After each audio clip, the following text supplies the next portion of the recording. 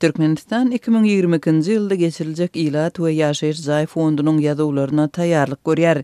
Statistika boýunça Döwlet Komitetiniň ýol başçysy Gurbanow bu arada 17 dekabrda hökümet maslahatynda hatabat berdi we bu urdan Birleşen Milletler Guramasynyň ötüş fondy we beýleki awraýly halkara guramalary bilen aktiv hyzmatdaşlygyň ýoly goýulandygyny aýtdy.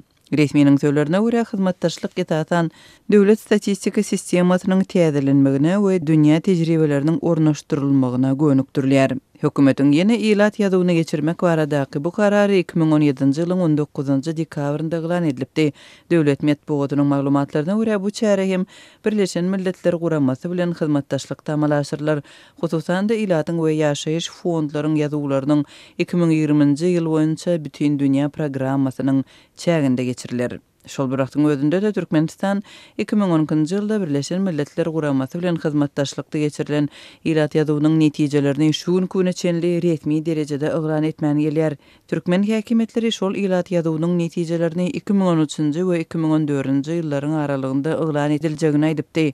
Şol bıraktyda Türkmenistanyň Kronika satly garaşsyz neşir şol Ilat ýazywynyň netijeleriniň özüne 2015-njy ýylda mälim bolandygyny habar beripdi. Maglumaty görä Türkmenistanyň Ilaty 2010-njy ýylda 4.751.120 adama barabar bolupdyr. Türkmenistanda Ilatyň sany degişli iň soňky resmi sanlar 2006-njy ýylyň iýul aýynda elan edilipdi. Şonda ýurtda Ilat sanynyň 6.836.500 adamdan ibaratdygy aýdylypdy. Prezident Gurbanguly Berdimuhamedowyň 2006-njy ýylyň aýagynda häkimet başyna geçmegininden soň Ilat sanyny degişli resmi görkezijler çap edilmeýär.